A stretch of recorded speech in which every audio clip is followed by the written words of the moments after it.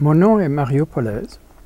Je suis né en 1943 dans le petit village de Vught aux Pays-Bas. Mes parents, les deux nés à Vienne en Autriche, avaient fui aux Pays-Bas en 1938. Ma mère était juive, mon père catholique, les deux non pratiquants. Mais les autorités nazies se souciaient peu de ces distinctions. Il suffisait d'être étiqueté juif ou marié à un juif pour être jugé indésirable. La guerre les a rattrapés en 1940 lorsque l'Allemagne nazie envahit la Hollande.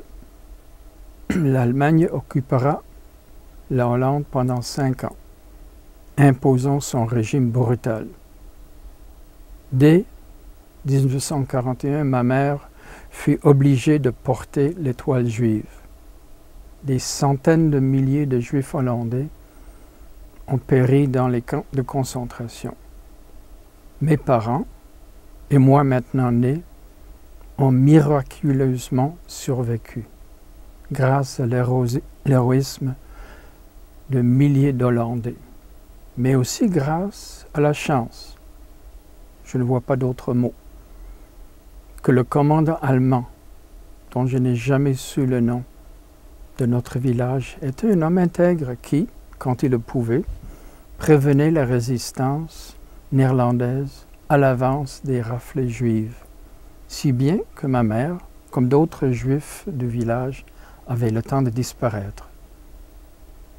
Puisqu'il était interdit à mes parents, comme à tous les juifs au couple mixte, de travailler et donc de quoi gagner pour se nourrir, la famille survivait grâce à la générosité de nos voisins hollandais et des travaux au noir, loin des yeux des autorités d'occupation.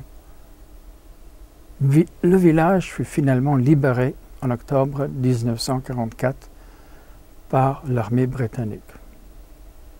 Si je peux vous raconter tout cela aujourd'hui, c'est que la guerre ne m'a jamais quitté. Enfant, je voulais tout savoir. J'apprenais que presque toute ma parenté juive en Autriche avait péri dans les camps de concentration. J'ai aussi vu, j'avais peut-être 6 ou 7 ans, les villes allemandes complètement rasées, lorsque nous traversions l'Allemagne pour aller à Vienne à la recherche de ce qui restait de notre parenté. Des images de destruction que je n'oublierai jamais. Toutefois, mon enfance d'après-guerre en Hollande fut une enfance heureuse, dans un pays maintenant en paix et démocratique. Mais j'avais peur du bonheur. Je savais que le bonheur était une condition d'exception, que le mal existait, que la démocratie et la paix sont toujours en sursis, raison pour laquelle il ne faut jamais cesser de se rappeler et d'étudier ces années d'horreur.